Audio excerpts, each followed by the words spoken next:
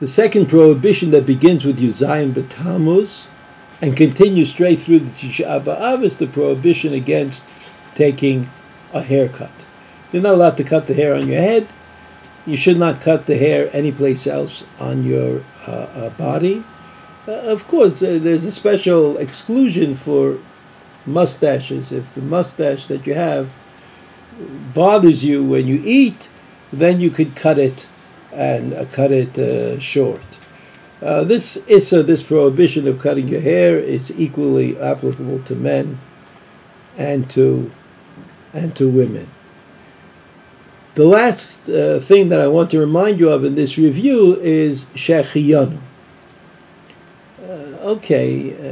You should, I guess, you should avoid saying Shehechiyanu. You know that the Ran at the end of Psochim, also the Ran at the end of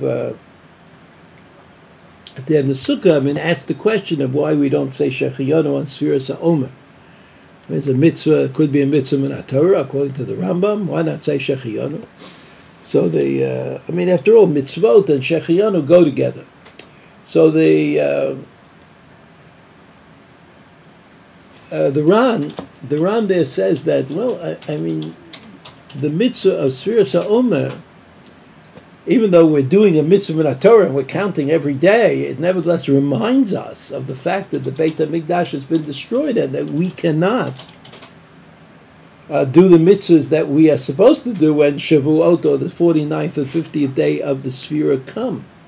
So he says, how can we say Shehechiyanu? Because Shehechiyanu, after all, says we're at a happy time. Shehechiyanu v'kiyimanu lazman hazeh.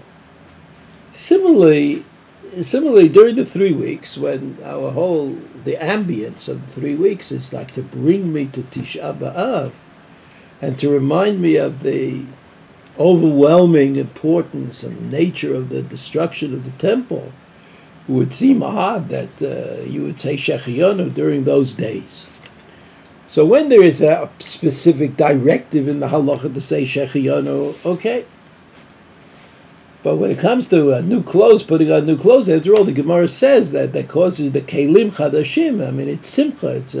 So you shouldn't put on clothing that you'd have to make Shehechiyanu.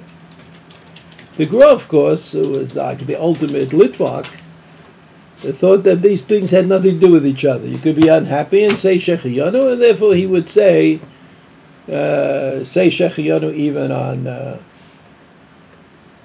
the 3 weeks.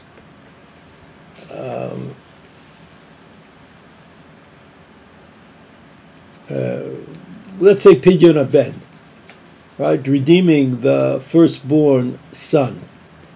The Gemara says, or a Brit Milah.